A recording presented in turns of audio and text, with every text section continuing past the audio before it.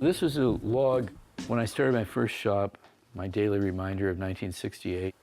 This was my budget. The grand total was $3,000. Equipment, $325, advertising, $750. Initial rent, home and shop, $375. I was able to convince my first wife, my father-in-law, opening a tattoo shop was a business that could work, you know, in those days. Yeah, Thursday, April 4th, $22.50 the first day. Man, I'm off and running.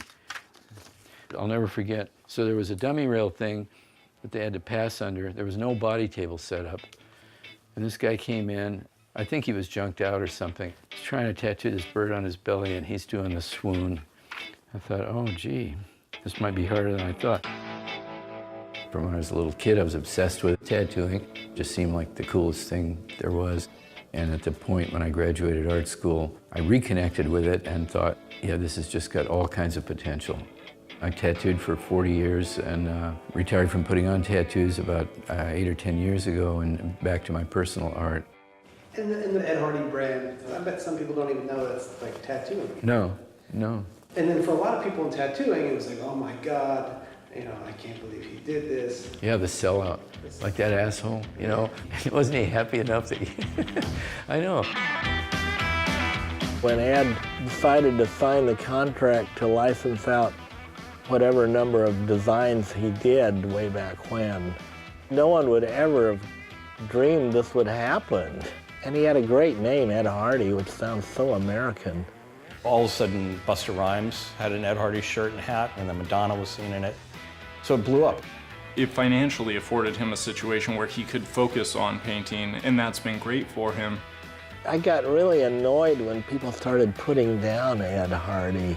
But all they knew him was as some designs on sneakers or t-shirts. You know, no, there's an actual real thinking artist, continuing to grow artists behind that brand name you know as Ed Hardy.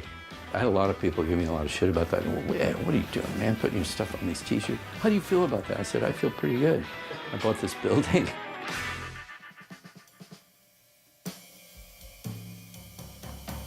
One of the things that's fascinating to me about Ed and his family, his mom particularly, is that she kept everything, and that's become a family tradition.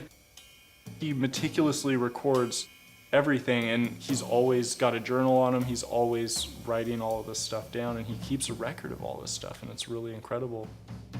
Super conscious about my legacy and everything, and I'm old now, and I don't know how long, you know, I'll be around to kick this stuff over, so I don't want to piece it out. I want it to go someplace. This was just a big ego rub for me. I want to just showcase all my art. I just thought, well, it's been a really interesting life, all this stuff happening, and because I've saved it all, you know, it'd be nice to chronicle it. Art never seems to make me peaceful or pure. I always seem to be wrapped in the melodrama of vulgarity. My first shop in Vancouver, down in an area, there's Sailor Jerry. This guy, Hong Kong Tom, that had the lead chair at Burt Grimm's, knew he'd work with Jerry, and I kept saying, but I want to know more about Jerry. And he'd go, wow, he's a trip, he's a trip. And one night, we were hanging out with Tom, we're smoking weed, and we went over to his apartment, and he broke open his foot locker. You know, the tattooer, we always kept all our stuff in trunks. And he came out with these color photos of Jerry's work, which included, like, these cranes. No one was doing tattoos like that. It was the color, the imagery, the beauty of it, the sort of mastery of the drawing. And I just remember looking at him and went, oh, well, so this is why Sailor Jerry's like everybody talks about him. And he went, yeah, he's a trip. And then this jumps to when I was working in San Diego, and I was really promoting the idea of doing big, unique tattoos, and we were probably clocking, we might have been making maybe $20 an hour or 25, but you know, I was working for Doc Webb. That's where I got my chops up, tattooing hundreds and hundreds and hundreds of servicemen down there. This book, it was the first real book about Japanese tattooing. This book was the first revelation because it was all these classic Tokyo tattooers that were really doing stuff right out of the woodblock prints, 19th century style. The first time I went in Phil Sparrow's, he said, oh, you're an art student? He said, look at this is real art. This book just came out about Japanese tattoos. And when I saw those pictures, basically I thought, well, if they can do it, I can do it. And it was just like thunder in the room, you know, it was so incredibly powerful. The key connection was Kazuo Oguri Horihide in Gifu City. Oguri came over from Japan and we all stayed at Jerry's house just over a 3-day period. And then when I saw this handwork firsthand, it was just like 3,000 years on the head of a pin. You know, we'd never seen anything like that.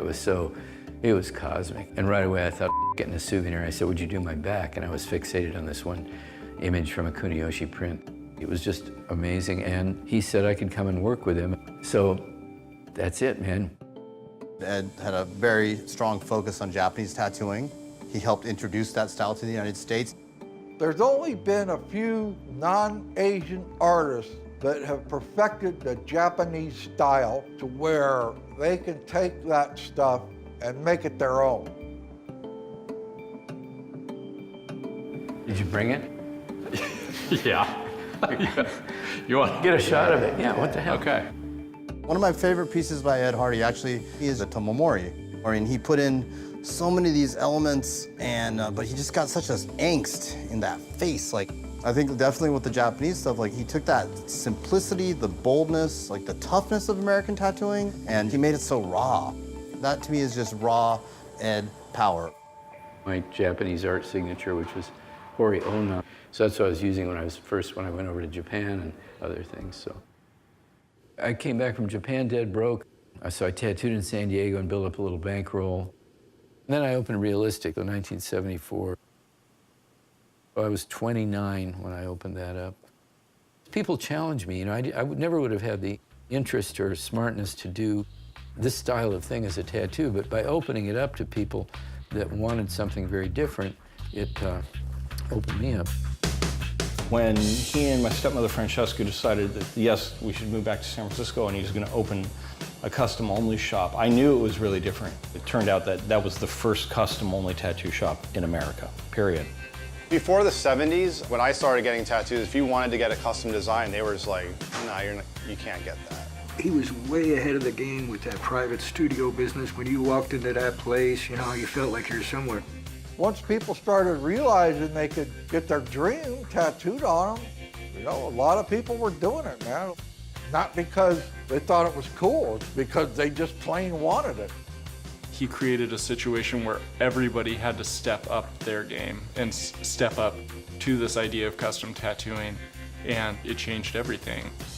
All of a sudden it was seeing him doing these sometimes small, sometimes really big, just elaborate pieces that no one had ever seen before. I mean, I always said it was like going to Denny's or something. Well, what's for dinner? 6 things. And I thought, this is stupid. You're going to wear it forever and you got to pick off the wall. I mean, I love the old Flash, but my whole mission with this is if I can just open it up and let people, encourage them to come in and tell me their ideas, it'll change this thing around. One of my favorite metaphors is a police sketch artist. You describe the person that broke into your house and the guy looked like this and he did this. And that's how I would try to pull the imagery out of people that I was supposed to draw. And I loved it when people would go, that's exactly how I imagined bitching. Okay, good, we'll do that, you know. I knew that San Francisco would be the place that I could make it work because there was enough alternative consciousness. This city is famous, rightfully so, for people doing things a bit differently. San Francisco has been a magnet for rebels a long time. I think you come here and you just feel like you can do anything.